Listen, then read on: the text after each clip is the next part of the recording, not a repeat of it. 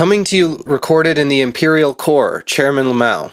You don't want the war. We don't want the war, so why does it go on? Sounds like you're talking about a wild animal. Maybe I am. But this thought was a nuclear bomb. My most terrifying words in the English language are, I'm from the government and I'm here to help. I call upon all nations to stop these terrorist killers. My race is drive. I don't know what's wrong with you young people. You think you just fell out of a coconut tree? It depends upon what the meaning of the word is. Yes. Russia, Russia, Russia. That was all Bullshit. you can jail a revolutionary, but you can't jail a revolutionary. Palestine without freedom in the United States that there isn't in any other country. And it's the freedom to produce a socialist movement or a socialist party that doesn't exist elsewhere. I'm not in that one. I'm trying. I'm David. I'm Jay. What's good? Today we're going to go over some videos that we've come across online that we thought might be interesting or instructive. Yeah. First up, Mostly you found these videos. I didn't really do much finding here. yeah, that's probably true. So I'll just introduce this video by saying that this is Chris Catrone. He's like a socialist, weirdo Marxist guy. But he's like a teacher of literature, and he has a lot of good insights on the relationships between like enlightenment thinking and socialism, basically. Yeah, he runs like a reading group society called Platypus, right? Yeah, he's like a founding member of the Platypus Affiliated Society. He's not as involved in that anymore. Currently, he's most involved with his campaign for a socialist party. That's like his primary deal right now. Anyway, I take a lot of theoretical insight from him. And one of the things that you said the last time we recorded pertained to like life, liberty, and the pursuit of happiness. And he actually kind of goes into a little bit of depth about like where that comes from in this clip. So I'll pull it up here. Okay, so John Locke, as you say, he established that the right to property was based on labor rather than possession, rather than conquest. So the idea is rather than might makes right, it's the right to property is earned through laboring activity. Everything that you've worked on becomes your property because you've transformed it and you've extended yourself into it. It becomes part of you. It belongs to you. Now, so we have from the English Revolution, we have life, liberty, and property. Those are the Lockean inalienable rights.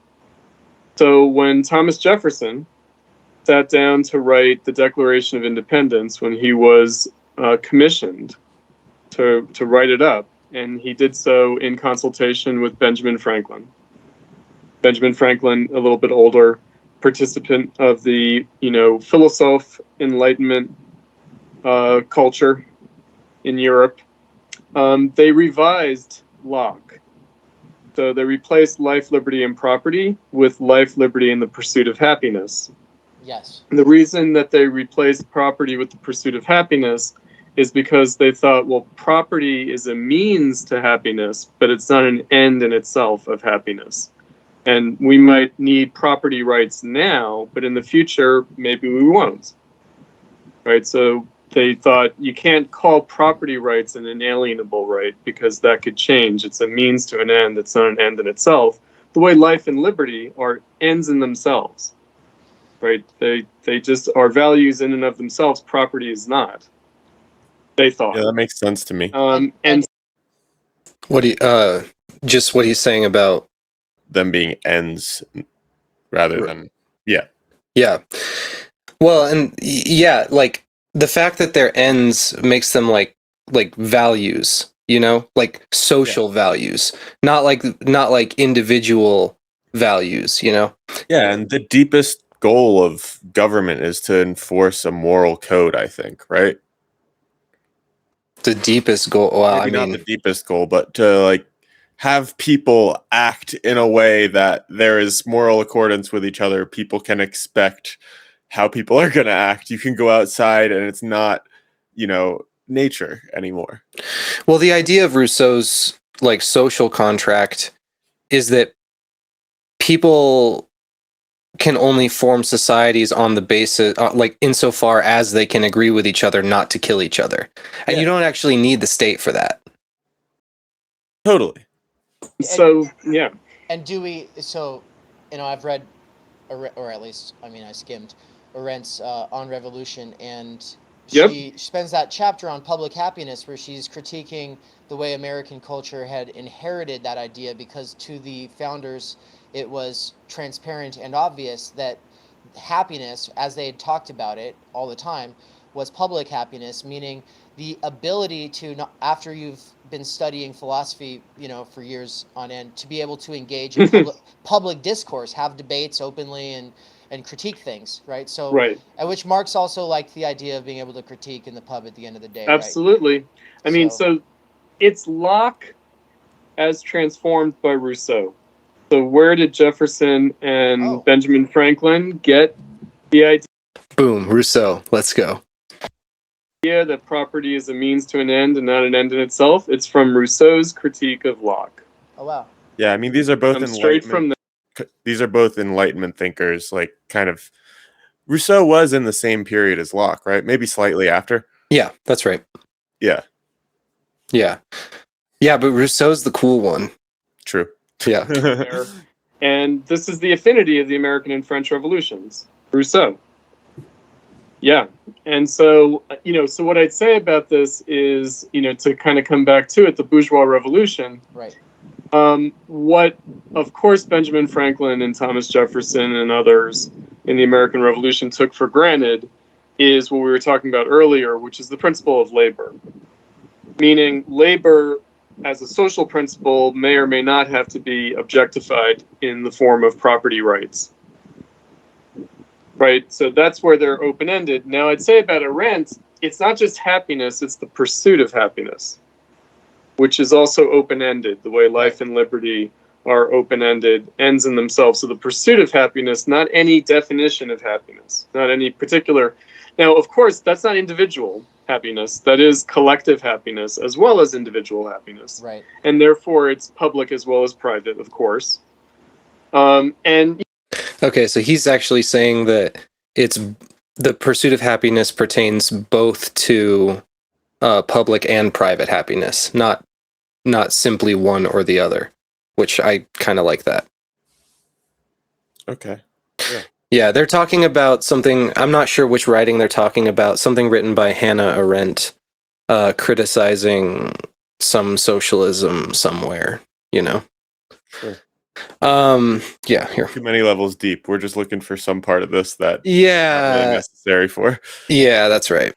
They are Enlightenment figures. They are part of the Republic of Letters, definitely, and they certainly adhere to the idea of a humanistic public sphere, and yes, a culture of debate.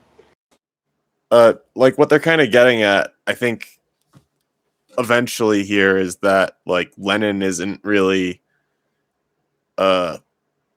opposed to the sorts of mediation that Locke and even Rousseau prescribed that was enshrined into the founding fathers' documents. Yeah. Well, I mean, all of these Enlightenment thinkers are like, they're like proto-socialists, right? Yeah. Like every single one of them. Which is why America's, a great place for socialism to actually kind of potentially take hold eventually. Well, yeah, because those ideas have like actually taken root in society in like a pretty meaningful sort of way. I mean, I think that's the thing that people miss though. Like Adam Smith talking about political economy, for example, like him and like saying that like labor is a source of public wealth.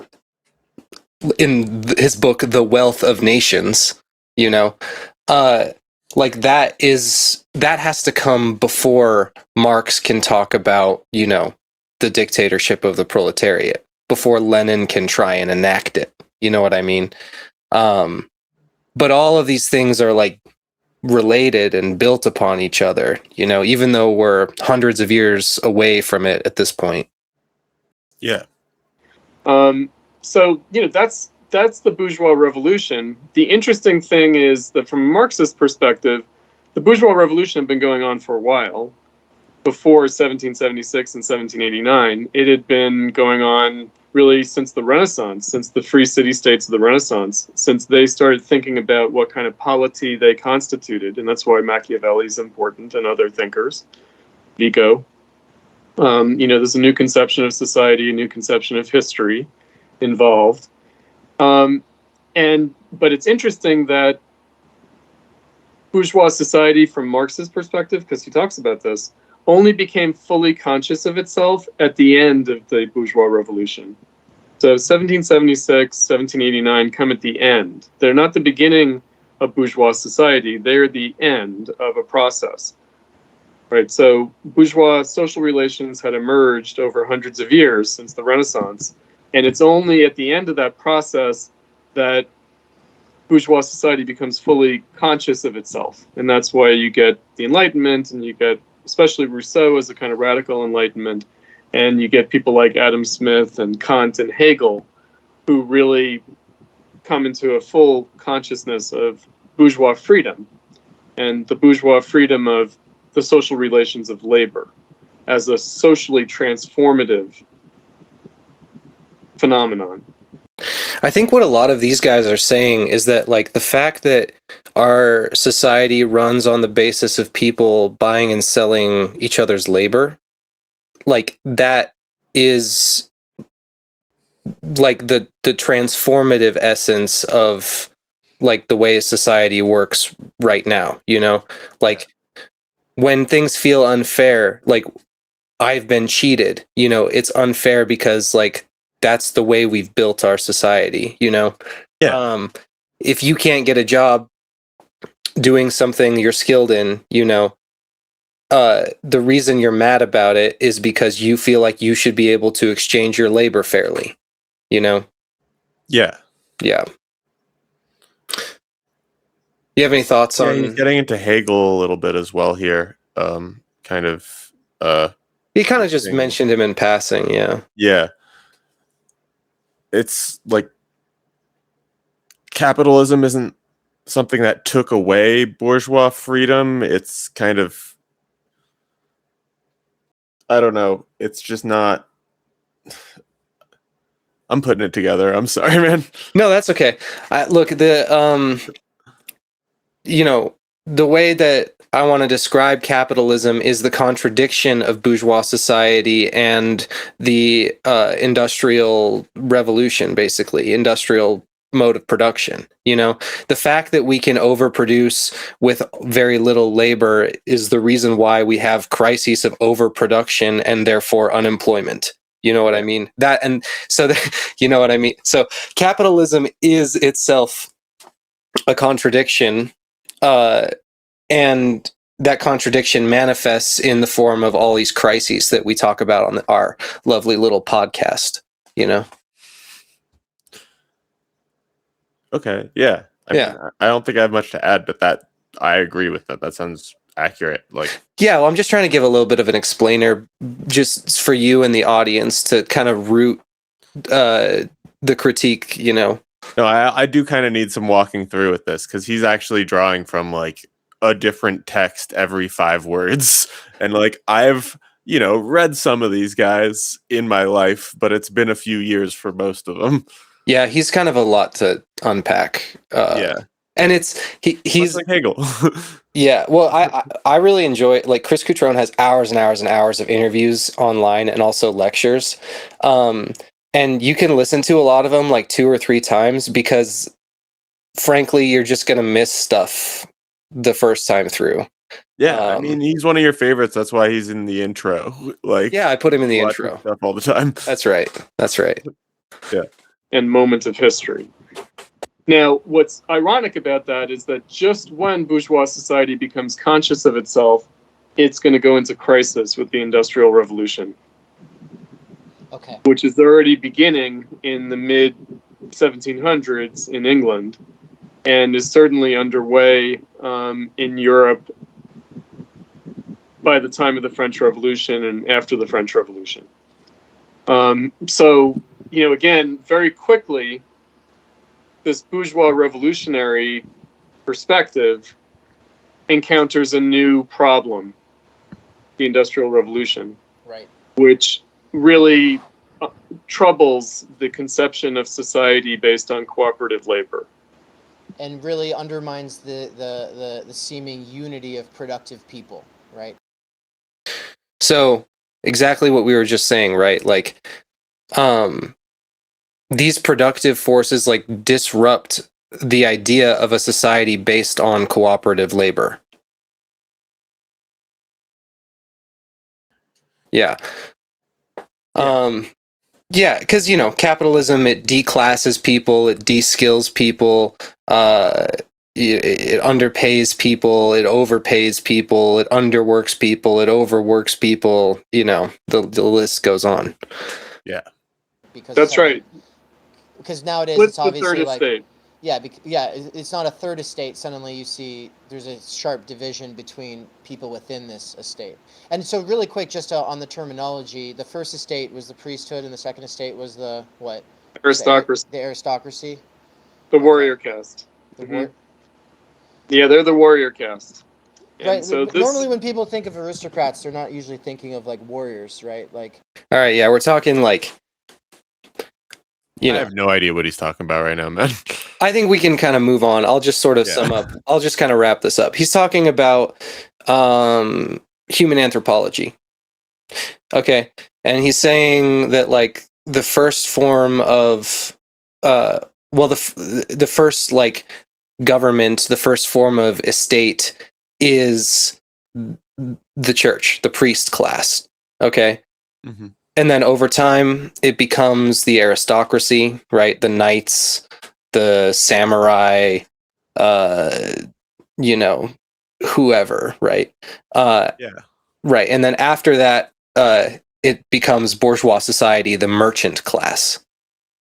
Okay. So the revolution of the third estate, which is, what we refer to all of the bourgeois revolutions, leading up to the end of the 18th century, like those are often called like the revolutions of the third estate. All right, yeah. I haven't actually heard that term before, but that makes sense. Yeah, and you know what socialism is? The fourth estate? The revolution of the fourth estate. That's right. All right. Here, let me. What? Don't start vaping, kids. Oh yeah, don't do that. On it. It's terrible. Oh, and he does. Okay, here we go.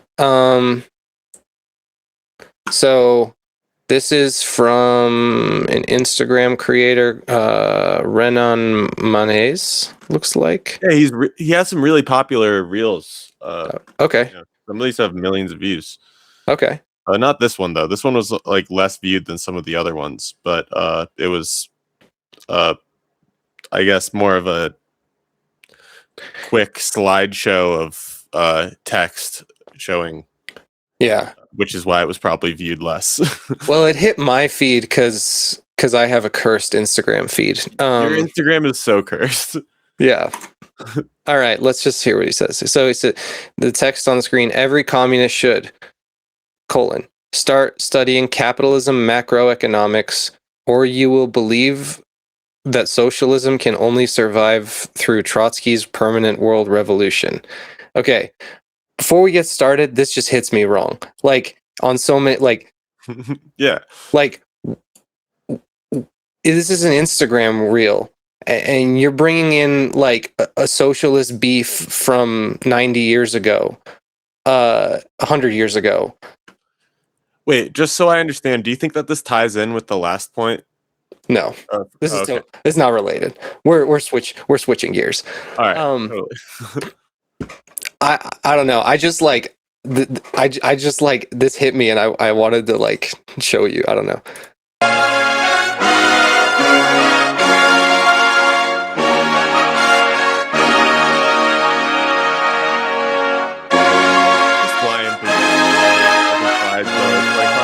fucking really critique shit when it's going this fast. Yeah. So we're going to have to go through it point by point when it starts over.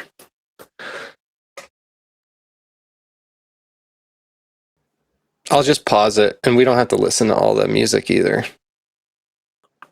I just hate it when people go like, how about North Korea and Cuba? That's socialism failing, isn't it?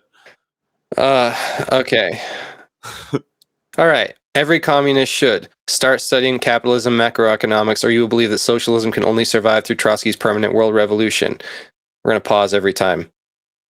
When Marx analyzed capitalism, he provided a complete analysis of the system he was observing. Okay? Okay. What does After complete Marx, mean? several developments of the already mature system appeared. The financialization of the economy. Marx wrote about that. The migration of capitalism to tertiary sectors. Marx wrote about that.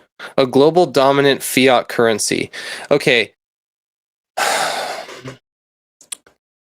I don't want to get like into the brain dead Marxist currency discussions that go on online, because it's like I think there are a couple of lenses through which you can look at currency and consider it like quote unquote Marxist or whatever. Tertiary sectors means capitalism being produced by intangible services rather than physical goods. So like being a waiter, right? I thought he meant something different by that. Did you look it up? Because here, I'll just see. Yeah. Retail, technical, financial services, wholesaling, transportation, restaurant industry. Oh, yeah, that is what he means. That is 100% what he means. But the thing is, that's not new to Marx also. Yeah. Like, it's definitely not new to Marx. A global dominant fiat currency, I'm assuming he's talking about the American dollar. I mean, he does talk about the centralization of like currencies among more powerful nations and whatever. Let's keep going. He's jumping around. He's doing really good. Yeah. Understanding money/currency and the way that capital flows today is essential to understand contemporary capitalism and socialism. So every socialist country in history had to coexist with capitalism. So he's definitely like from this sentence alone, we can derive that bro is an actually existing socialism head. You know, like he definitely thinks that. I mean, we got a bit of a preview earlier, but he definitely thinks that North Korea, China, Vietnam, these are all like examples of socialism for him. Yeah, and it's like, if you look at China as the most successful socialist country, then you could see socialism as being most successful when it aligns closely with capitalism. It's Chinese characteristics, which actually means capitalist characteristics. I don't know. Let's see what he says here. Every socialist country had to coexist with capitalism and with its sanctions and dollar system. Yeah, that's the point of the fucking permanent revolution.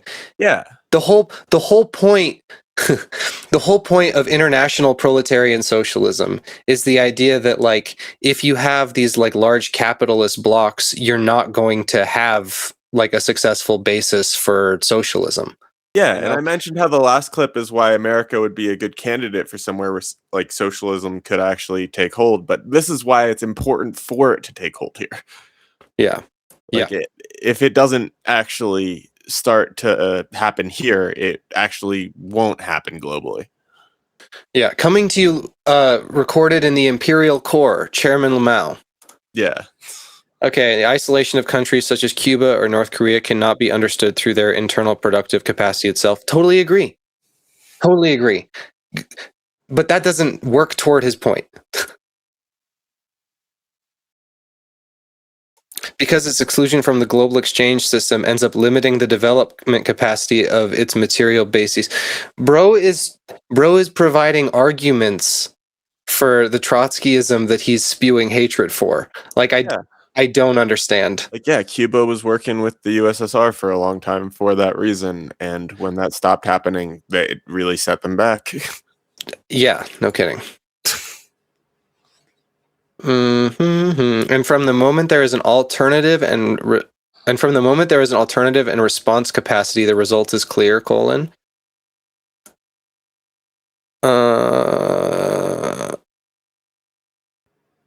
Okay, so why is he saying in one breath that you can't look at the productive capacities of these individual nations, and then he's showing how productively capacitative they are? Like, what the Also, news articles with no sources whatsoever, just North Korea good, Vietnam growing fast, well, China rich. You know, and if he's talking to, you know, a Trotskyist or whatever, like, no Trotskyist is going to deny that, like, China lifted 800 million people out of poverty. Yeah. That's not controversial. So, like, try again, you know? I don't know. Let's see. And for the record, I don't really, like, call myself a Trotskyist. Other people call me that, and I'm not going to reject the label, because, like, you don't really subscribe to people. You have your own ideologies you form, and, like, it's informed by all these people you've read, and you've read some Trotsky. I'm extremely sympathetic to a lot of Trotsky's ideas, yeah. And I'm sympathetic to virtually every socialist person's ideas that I've read in some way or another, right? It's just like a matter of, I divert at some point. He says here, therefore, understand and handle these mechanisms. Therefore, understand it. I'm assuming he means understanding and handling these mechanisms is essential for socialism to become hegemonic and impossible to boycott. Okay, the idea socialism becoming hegemonic is like the Trotsky plan. Yeah, that's the whole. So what is he talking about? Let's see what else he says. You should learn about capitalism in order to be a more effective socialist. Yeah. Let's, and then he has books in the description, and then is he gonna do a flip? No, he doesn't do a flip. Okay. Let's do the books. Yeah, we got Imperialism, the Highest Stage of Capitalism, Lenin. Yeah. I mean, good text, but the text doesn't argue against Trotskyism, which he slanders here. How China I guess the only thing we really had an issue with that he said was the first slide, and the way he, like, kind of portrayed North Korea as, like, some sort of emblem of success when, I don't know, socialism limits itself. Bro wants to be a Marxist-Leninist so bad. You know what I mean? Like, yeah, like he really wants to read, like, Stalin and, like, fetishize the Soviet Union and, like, that kind of shit. I like, for sure. If we've already devolved to mustache hair dye podcast, angry at other mustache hair dye guy, it's already fully devolved to slop tube. Yeah, we're here already. Look, I'm dragging. God. I chose this video. I'm dragging us through the mud. Okay. How China escaped shock therapy. Isabella Weber. I don't know that. Do you know I'm that? not familiar with that one. Capital Volume 3. Yeah, sure. I mean, but the thing is, Okay, yeah, and then Debt, the First 5,000 Years, David Graeber. Okay, so he's an MMT head. Yeah. Okay, yeah, interesting. Stabilizing and unstable. Oh, that's why you agree on a lot of stuff. You really subscribe to a lot of MMT stuff, but at the same time, you've gone back and forth on how to implement that. I mean, look, the problem with MMT is that it's like, okay, you have all of these, like, different economic schools of thought, right? You have, like, Keynesianism, you have, like, Fordism, you have Milton Friedman, whatever, and you have, like, MMT. And most of them are all kind of saying the same thing. Like, I have a hard time reading these theories, like, against Marx exactly. because, I think they're just sort of attempts to like outline ways we could make capitalism work. And I probably disagree with like, I disagree with them, but not on the basis of like their economics as much as like their politics, actually. Yeah, what's the crucial difference between economics and politics in this context? Politics is about like classes taking power for themselves, basically, and It has to do with the rights. yeah, I mean, it's like we're talking about like There's an element of morality to it. I mean, I probably wouldn't say that. I think it's just like, more historical, like there are slave revolts and there are like proletarian uprisings, and that's that's politics. Yeah, I mean, for a Marxist, that's like what politics is. To a liberal, politics is like when people have to disagree about things and make a decision anyway. Yeah, I could see that. Yeah, so but I think to a liberal, politics is when people disagree and have to just make something happen. Yeah, basically. So yeah, I guess we see that. That's why Obama is peak liberal politics, right? Yeah. Like, well, yeah, kind of. Well, also, I feel like that's not actually the case with liberal. They are getting what they want. I don't know. Like, they could fight for more if they wanted more. They get what they want because they fight for what they want. I don't know. Okay, here I actually found a useful comment here. It's obvious that the comment section is filled with Trotskyists that haven't read Marx. Yes, there does need to be permanent international revolution, obviously. Trotsky isn't wrong. It's just that he completely ignores that first there must be national revolution to install a dictatorship of the proletariat, and then building of productive forces until those productive forces are strong enough to overthrow the global capitalist hegemony and have the permanent revolution. All outlined in the Communist Manifesto, really basic Marxism. That's why Stalin had Trotsky thrown out. Trotsky was a tool. What? Okay. Yeah, that's... I just don't understand. Like, why the Trotsky slander in this particular context? Because I don't think anything Trotsky said was necessarily antithetical to anything Marx said in such a way that would require someone to believe that, like, a Trotskyist would be like,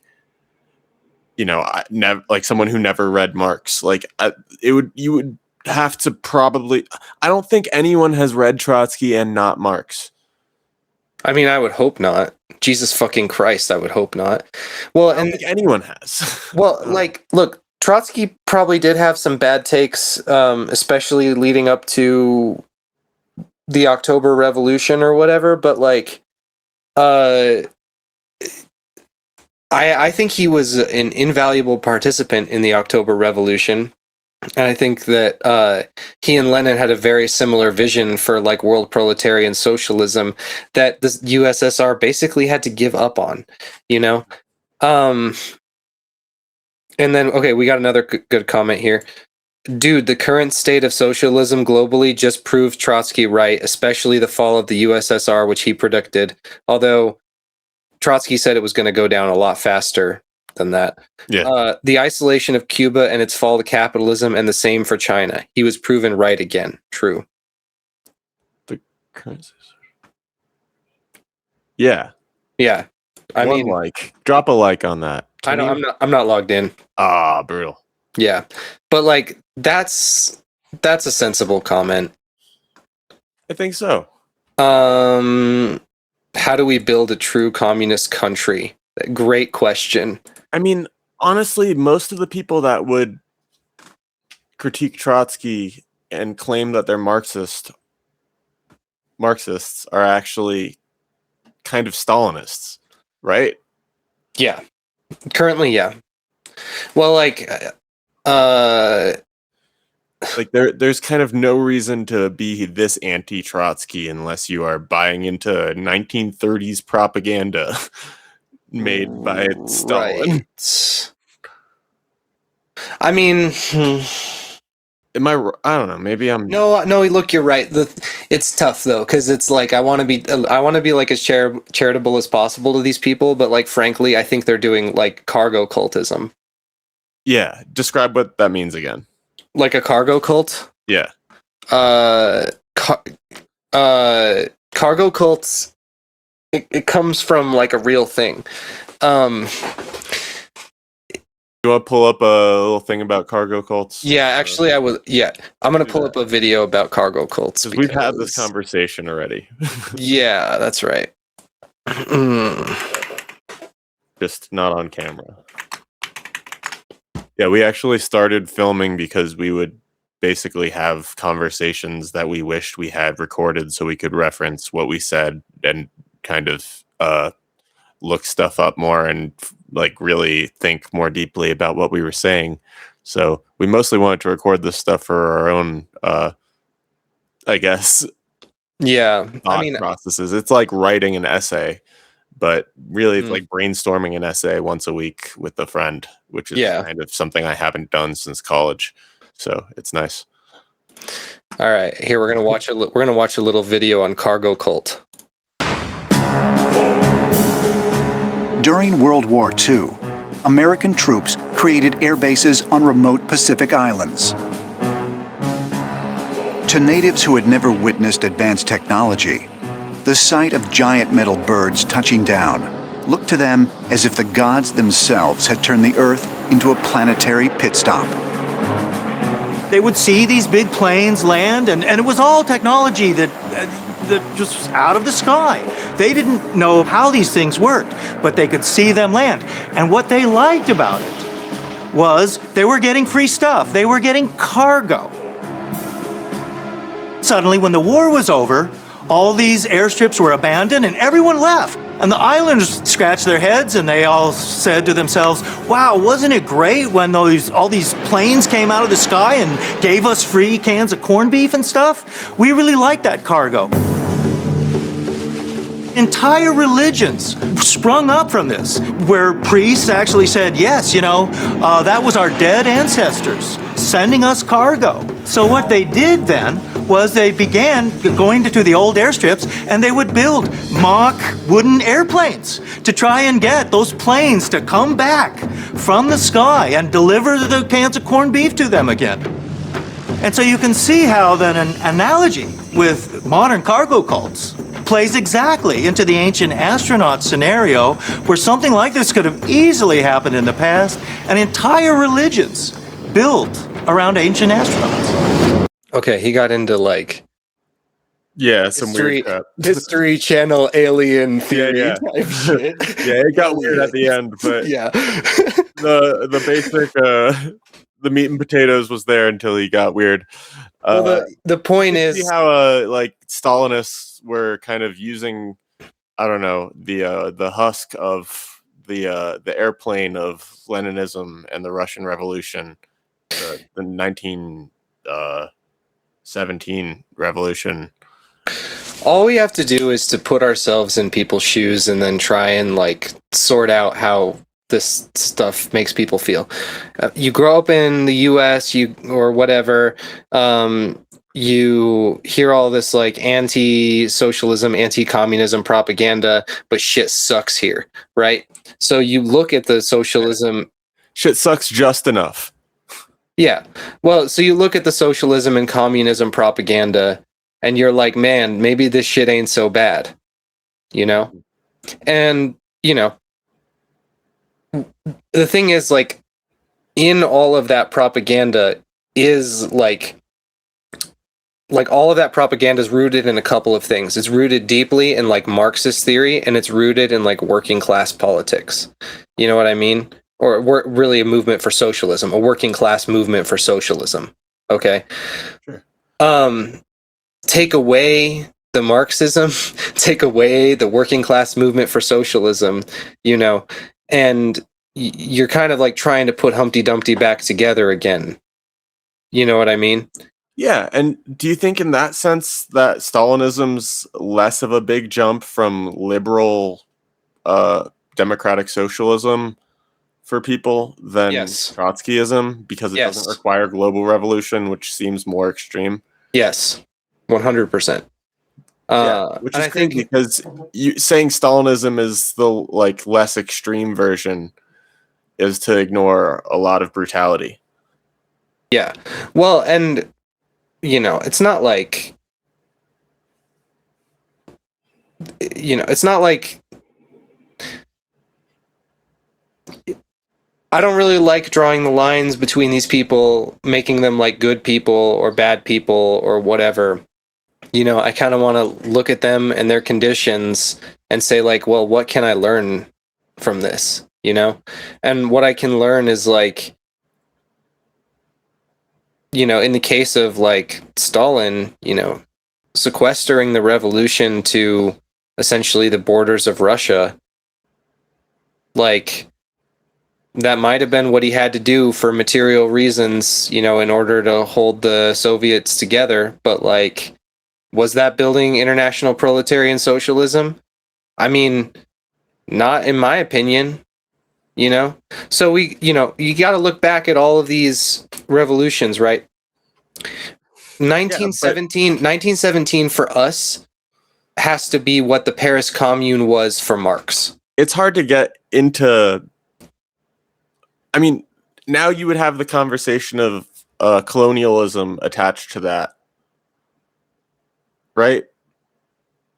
I mean, what do you mean? I think within liberal circles, if you started talking about like a global ideology being enforced by workers. Yeah. Yeah, I guess people see it as rooted in one country. Like you even called the USSR just Russia right there, Right.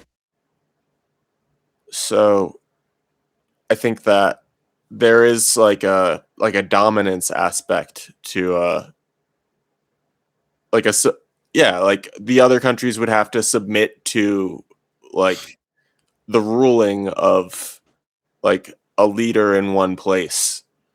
And I think that that's not really actually part of the sort of global socialism that even Trotsky was asking for. But I think that's how people conceptualize it. Well, the global proletariat, right? Organized working class for socialism. Yeah. The global proletariat has to own the means of production like globally, right? That is a massive uphill climb. Yeah, like if some worker in China is willing to do the work for cheaper than you are not free because that job is going to China now. Correct. And the capitalists leverage this against us, right? Yeah. Yeah, the capitalist class. Yeah. Jesus Christ. Yeah, I don't know. This stuff is kind of tricky to talk about because like it's a little bit abstract. Because we're talking about stuff that like hasn't happened yet. We're talking about disagreements that have been had over the last 100 years. We're talking. There's plenty of really real stuff going on right now. Like the Iran war is happening. Like there's a lot of stuff going on in the world. But I think it's important to still think about like what our goals are politically and what our opposition is. Like not just people, but like hurdles that we will have to overcome. And I don't know. This is important still. Yeah, I mean, we're like pre-working class movement for socialism right now. We're before that's not happening on any real level. That's not taking place. Okay. Maybe sometime in the future that can take place, that can happen, and maybe we can help shape those ideas a little bit as like intellectuals and like people who talk on the internet, you know. That's about the most I feel like we can do from like where we're sitting. That's why we do this. Yeah. I mean, it's not like I don't know, you can do a lot from this, honestly. Like if nothing else, like all of these really popular streamers have taught me that like just talking about your views is incredibly powerful. Well, I think that there's really not a lot of space for people to think about their own views, you know? And in recording time to do this. Right. In recording this podcast, we're setting aside time to both think about and communicate our own views to each other and to the public, you know? Yeah. And that's not insignificant. That's not nothing, you know? Other social action is important, and we both do that. But I actually think that this is probably, in the long run, going to have a bigger impact. I hope so, at least. Yeah, I think it's hard to bring up the idea of global political movement without a lot of people say you shouldn't read all these white all these white authors from 100 years ago. You should read modern texts. You know, you should read more indigenous perspectives, and that's very true. But I think a lot of our conversations are informed by a lot of these dead white guys from 100 years ago. And then, like, I think that on the maybe not opposite, but far on the right, you also get like the people that think that all of the old, I guess, white authors that we speak about are all, you know, part of some Jewish conspiracy globally. And I think between those two views, it's really hard to talk about how necessary it is for socialism to be globalized, because it sounds like you're saying some Nazi shit. Sure. I mean, look, the reality of the situation is that capital is global. Yeah. And they're ignoring that aspect. Like, America's power is global, and it enforces capitalism globally.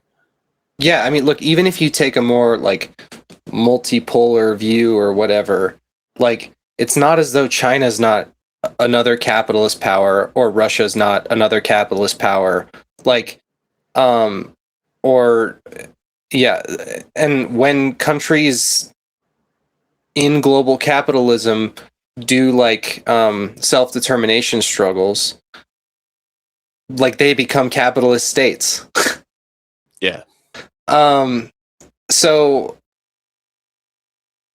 you know, this is going to be some of the more controversial stuff that I believe, but like, I do think that there is like an arc to history that kind of goes along with our productive capacity. And I don't think that there's any part of the world that's exempted from that. And so my question to people who want to conduct national liberation struggles, the question that I want to pose to them is like, you know, for the good of yourself and everyone, like, will you join me in constructing the Socialist Party and fighting for the international dictatorship of the proletariat? Yeah, fighting for the rights of workers globally to dictate to, I guess,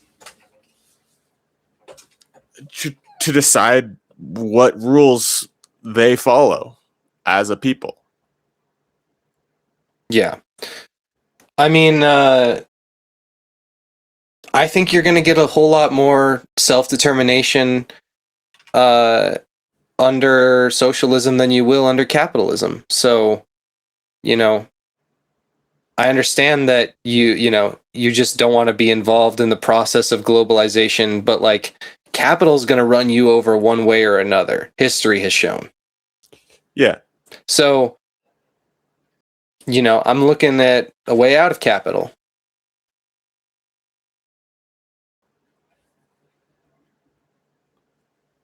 Yeah, I think. Do you think it's overly optimistic to put our focus into this when it's not attainable? Because I think that a lot of people want to focus on things that they think are within reach because change is important, affecting how much food and money people have right now is important. People's access to their the things they need is one of the main reasons people care about politics, right? Like the main thing the Democratic Party offers people is like a strong middle class and like I don't know, healthcare. And the main thing Republicans offer people is you getting all your money, in theory, lower taxes, I guess, not really though. I, like holding on to what's yours is the Republican ethos. Mm-hmm. But regardless, both of these political parties in the U.S. offer people, like there is a conversation about the relationship between people's labor and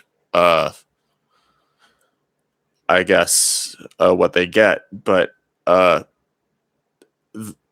the Republican ethos is that of someone having no support system beyond that. And the Democrat ethos is kind of basically, I'm wondering, I'm talking too much, I'm rambling, but I'm wondering, in your view of socialism, how close are we to people having their needs covered, or is it like everyone is going to have to work, so their needs are provided to them through their labor, which is more easily provided under socialism. So how are people getting more jobs? Essentially, how are we going away from this tertiary economy that the criticism was kind of hinged on in that Instagram reel? Because it sounds like socialism is more successful when we build stuff, right?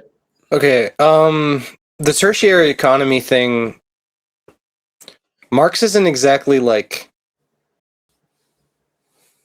critical of that.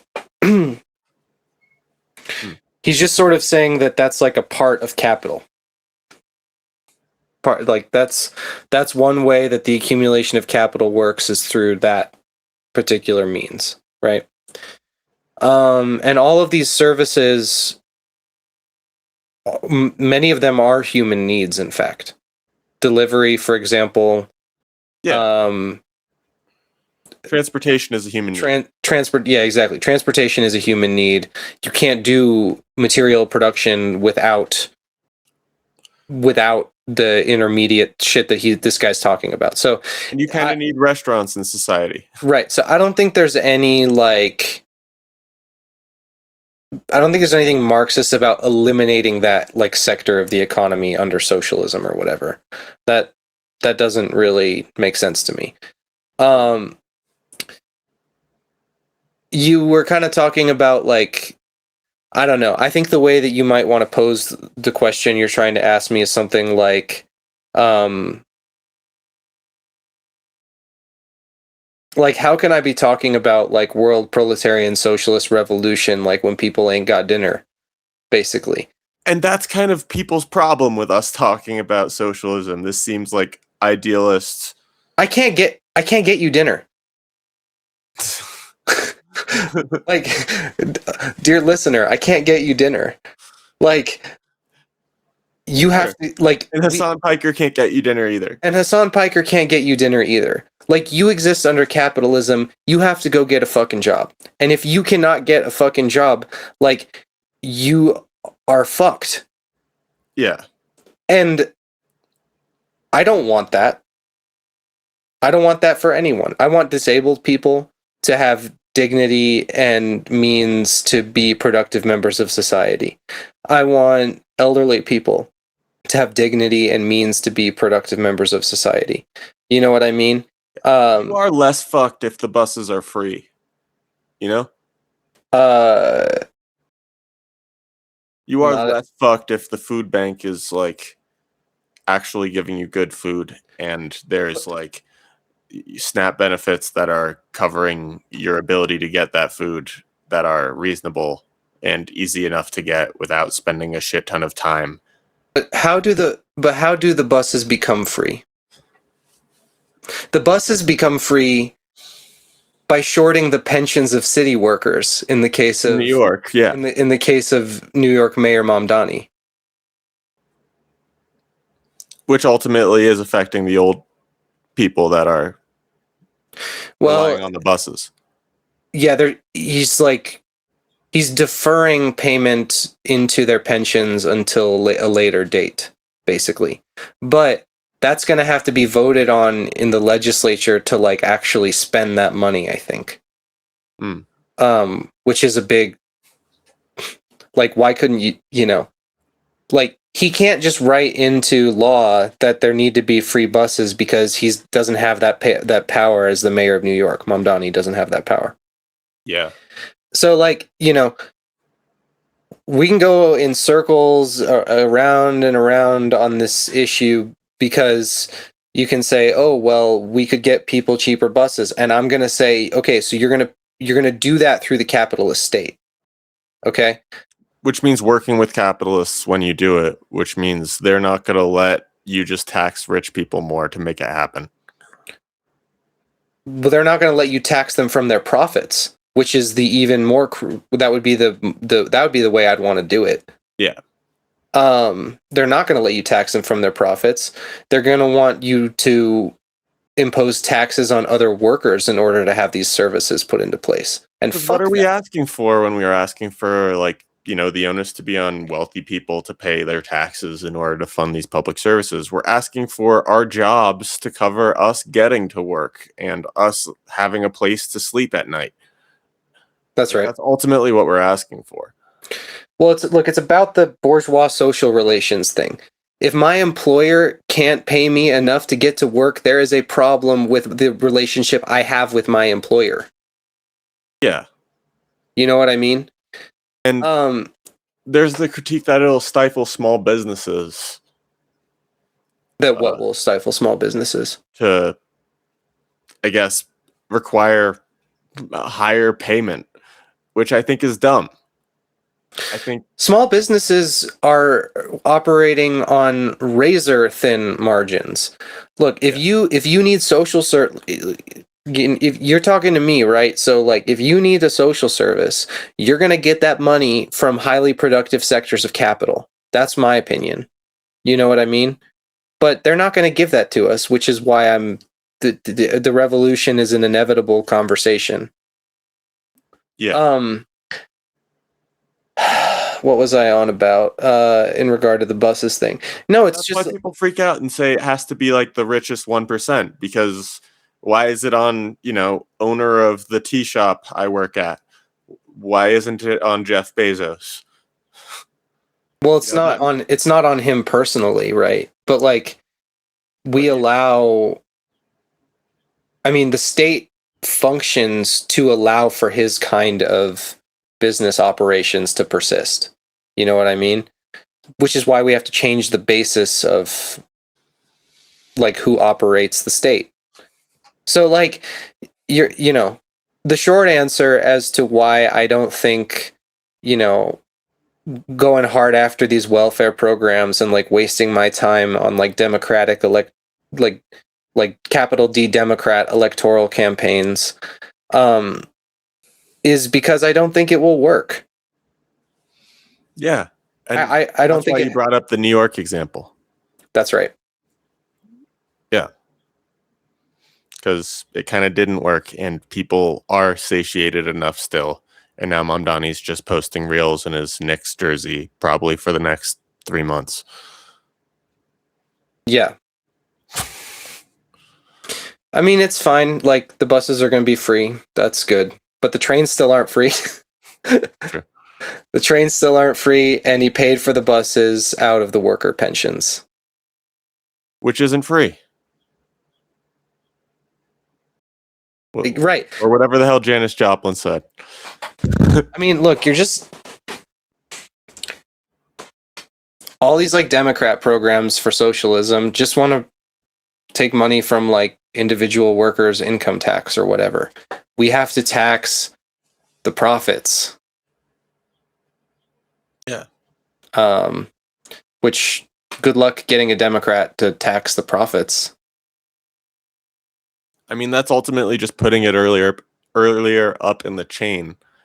Income is one step behind profits, right? That's right. Or maybe 2 steps.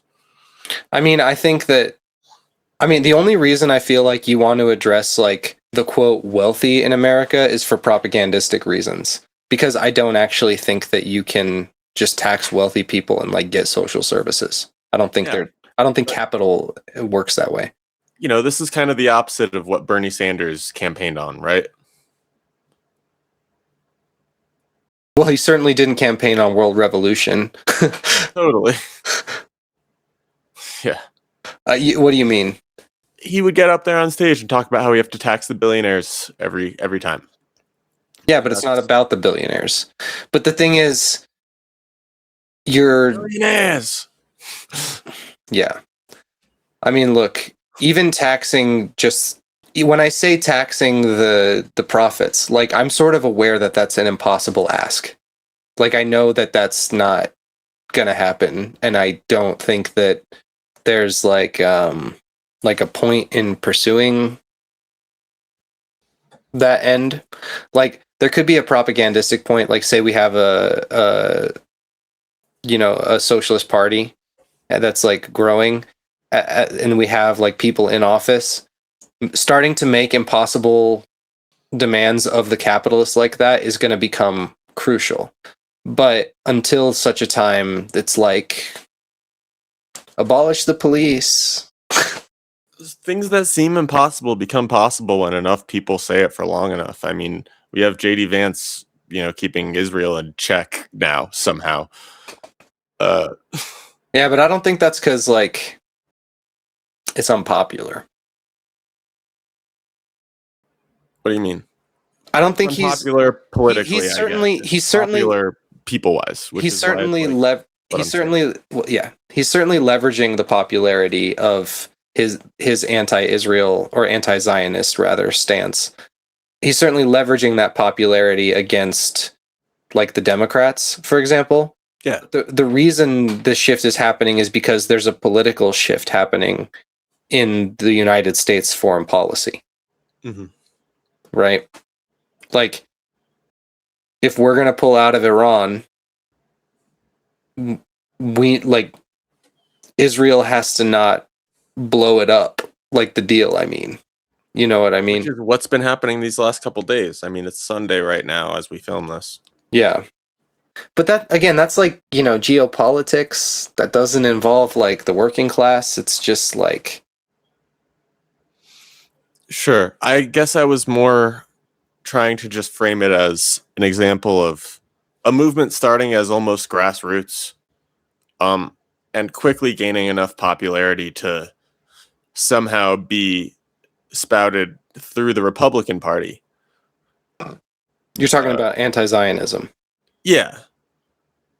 Because it was impossible to say anything like that 5 years ago, 3 years ago. Honestly, I thought it was impossible last week. Mm-hmm. But the reason why it's possible, I don't think it was impossible, because you have, like...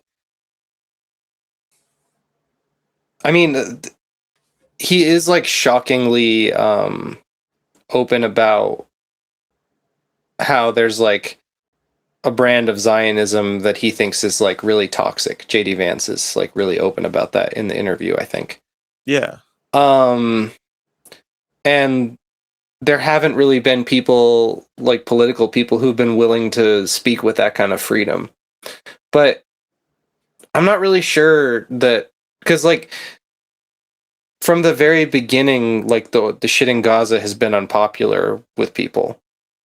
Yeah, I mean, people attribute it to, like, a main reason why Kamala Harris lost.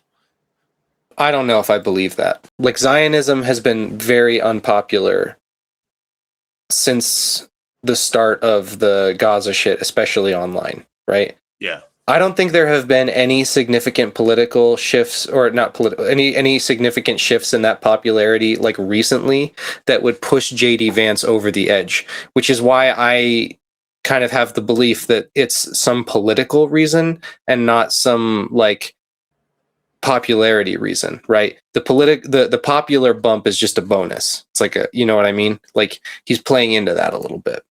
Yeah, but you don't think that there's an intersection of these like popularity or of the popularity of that issue with the politicization of, I guess, the acceptability of the politicization of it? Well, anti-Zionism is all over the fucking place, right? Because you have like rabid Nazis who are anti-Zionists, right? You have people on the left who are anti-Zionists, right? But you have anti-Zionists on the left who like want Israel to be torn down brick by brick, and then you have anti-Zionists who just want them to like quit with the genocide. Like, there's not really any unity on anti-Zionism in any really meaningful sense, you know. This we'll kind of wrap it up with this next segment here. Okay. Sure. Unless you have something else, but I'm sort of, I don't know. We kind of didn't really get too deep into Stalin. That's okay. Mhm. I'm okay with that. I actually want to talk a little bit about like petty bourgeois anti-imperialism. All right. Because that's what JD Vance is pushing, right? That's what he's appealing to. He's appealing to people's anti-war, anti-genocide notions, right? But he's not actually going to be able to move things around in such a way that those things won't occur anymore, right?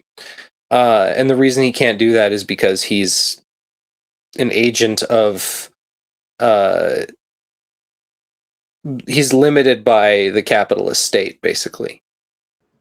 You know, his agency's limited by the capitalist state. His agency in how he frames it, but that's why it's shocking that he's speaking like this, I guess, right? It's just going to be lip service because the United States cannot divest from Israel in the way that he in any sort of meaningful way. They can't do it. So this is just lip service, I think, to the petty bourgeois anti-imperialism that people experience when they see Israel slaughtering thousands and thousands of innocent people. I'm in no way pro JD Vance. I think that you're right that he is like using the popularity of this issue to prop himself up as different from the Republican Party and the Democrats. More importantly, the Democrats. Yeah, that's what I was. Yeah, but even different from Trump. Mm-hmm. Yeah, because he sees the Iran war as Trump's biggest failure. Well, and imagine the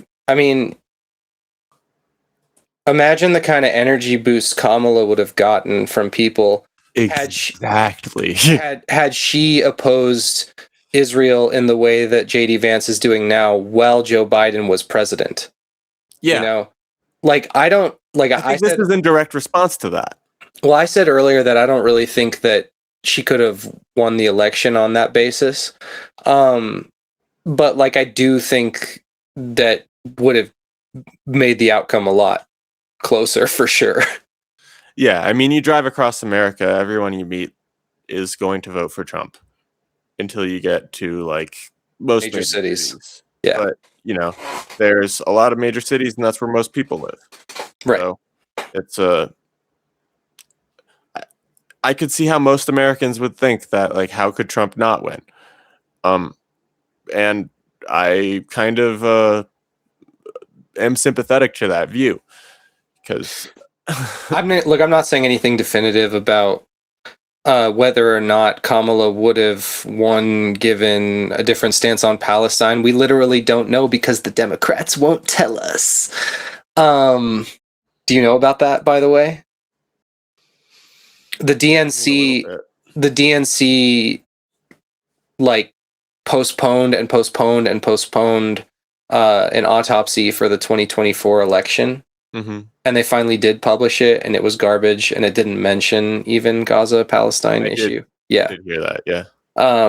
So, it's like, even if I'm wrong, it's not like we could know because the Democrats don't give me the data to figure that out. So, yeah, that's just some more irony for you.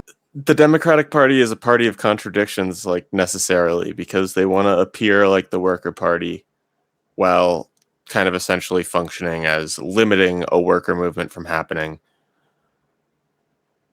I mean, what's worker about the Democratic Party? When was the last time that happened? Like, the people were surprised by the shit, what's his name? The union guy going on Trump's stage at the Orange. Sean O'Brien. Thank you. Yeah. People were surprised by that because they saw unions as more Democrat coded. I mean, insofar as the union bureaucracy will recommend that you vote for Democrats, that's true. But workers don't like being told. Workers don't like being told by the business agents who to vote for. Yeah. And a lot of them are right wing. What do you want? Like. Yeah, I mean, most workers are right wing, but I think that that's due to the way they feel burned by Democrats. Or their union or whatever. Yeah. True. But yeah, I think that this contradiction is kind of why they feel burnt. Yeah. Like, it is kind of the goal of the Democratic Party to make people feel comfortable enough with the structures of capitalism to not push for further leftist policy. Yeah. And they'll give you whatever treats hold you back from, I guess, pushing too far the other way. There are liberals who are going to work to do the welfare under capitalism thing. Those people exist. And, vaya con Dios, go with God. Like, okay? Like, more power to them. Okay? I am working on something else, Yeah. And if you are mad about that, cry about it, I guess. Like, I don't know what else to say. Sure. Yeah. I'm not mad about it. I'm just. No, I know, not you personally, but yeah. But yeah, I mean, look, I feel compelled to work on, like, sort of a higher problem. Yeah, there is space for that. Well, we're trying to make space for that. I guess I bring this up because most of the negative comments we've had so far are like, what's the point of this? I mean, the point is, like, you can listen to it and think about it. And if that's, like, too abstract for you, then, like, go watch a different video. I don't know. Yeah, there's plenty of shit on here for you to watch. That's right. I don't know. I think at some point we're going to find our audience, and I don't know who that is exactly. Fuck the haters. You want to end the stream? Yeah, I think the audience we found so far has actually given some pretty good insight into just what works, especially just the people that you've shown the video to that you actually know in person. People have come back with things that stuck with them, and that's actually really helpful. It's really nice to hear what people do like as well. That's right. Yeah. I mean, if you've gotten this far into the episode, then like, comment, subscribe, do whatever if you want to hear some more from us. That was my more earnest way of saying please like, comment, and subscribe. Looks into camera for the first time in the episode. You think it's more earnest to ask for people to like, comment, and subscribe in a roundabout way than for me to just look at the camera and go like, comment, subscribe? No, I'm just kidding. I'm just telling him why it means something to me when someone tells me what they liked about this. Like someone told you like a line that I had said in a previous episode. Pardon me. Yeah, I had someone I know comment that they liked your line about peace, land, and bread, and people don't line up for only bread for very long. Yeah. I don't know. It's just good to get that sort of feedback. So thanks for watching, y'all. Yeah, we adore our good audience members. All right. Hate our worst ones. You don't want the war. We don't want the war, so why does it go on? Sounds like you're talking about a wild animal. Maybe I am. But this stuff is a nuclear bomb. The most terrifying words in the English language are, I'm from the government and I'm here to help. I call upon all nations to stop these terrorist killers. My race is dry. I don't know what's wrong with you young people. You think you just fell out of a coconut tree? It depends upon what the meaning of the word is. Yes. Russia. That was all bullshit. You can jail a revolutionary, but you can't jail a revolutionary. Well, it's still comes down if there's freedom in the United States that there isn't in any other country. And it's the freedom to produce a socialist movement or a socialist party that doesn't exist elsewhere. No matter what.